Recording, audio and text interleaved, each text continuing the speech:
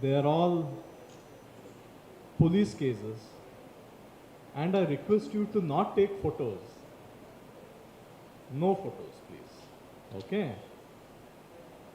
I have a lot of reluctance in showing these photos because it relates to pain and agony of our fellow humans, of which we make a profession, of which we make a living. So you see the irony there. It's courtesy of the pain and suffering of our other fellow humans that I am standing here and talking in front of you.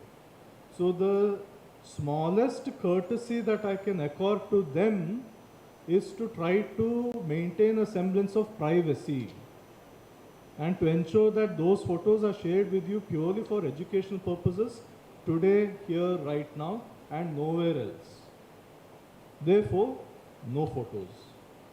Thank you for understanding. Now, these are the different types of cases that we've got in the last 18 years. Age estimation, of course, is the most common type of case that comes to us. Age estimation of both living individuals as well as dead persons. Identification, skeletal identification we do get, but not comparative identification which makes use of dental records. That's very minimal, very minimal. That's something I used to do a lot during my PG days in Australia.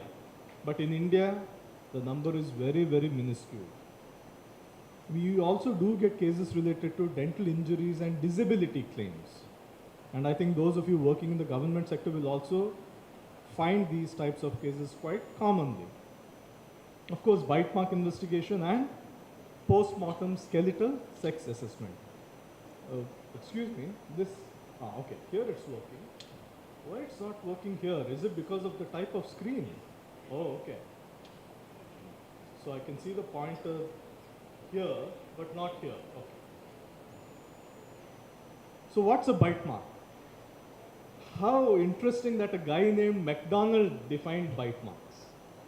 So whenever you bite into a McDonald burger next time, remember someone with a similar surname has defined a bite mark. A fantastic definition. It's a mark made by teeth.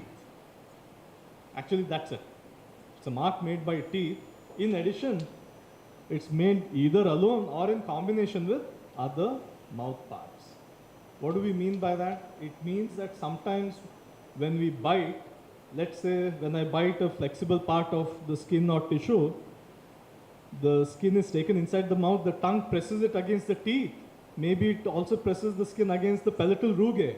So you may see not just tooth marks, you may also see rugae, palatal rugae. That's why it says alone or in combination with other mouth parts. But primarily it is a mark made by teeth. So that's a bite mark. When do bites occur? I think many of you know it occurs during sex crimes, fights, very violent fights, vicious attacks. Because teeth can be used as a weapon. Weapon to attack, weapon to defend oneself. So therefore that rage is involved, and courtesy, teeth, in a fight when you're trying to get the upper hand, you may just, clutch at straws or anything you can get in your hand. And if you don't get anything in your hand, teeth are used, the potent weapon.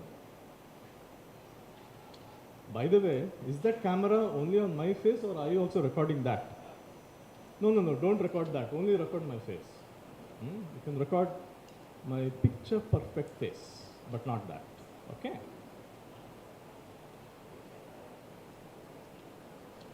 So, let me dive straight in. No, don't record that. Here.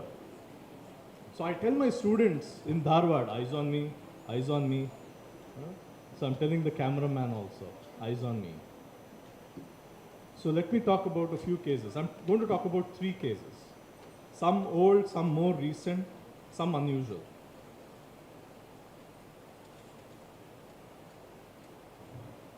First, let me begin with some early experiences where I faced problems in bite mark investigation. So this is a case from Hubli. You see the twin city of Dharwad. Dharwad has a twin, Hubli. So this was a young lady, a young mother of two who was murdered in cold blood with sexual assault. And during that attack, she was bitten. You can see the bite mark on her right shoulder. So we call that as an orientation photo. You can immediately make out the location of the bite. So that's called as a orientation photo. But look at the other more important photo. It's called as a no photos. No photos. No photos of that. Look at the other close-up photo, the more important photo.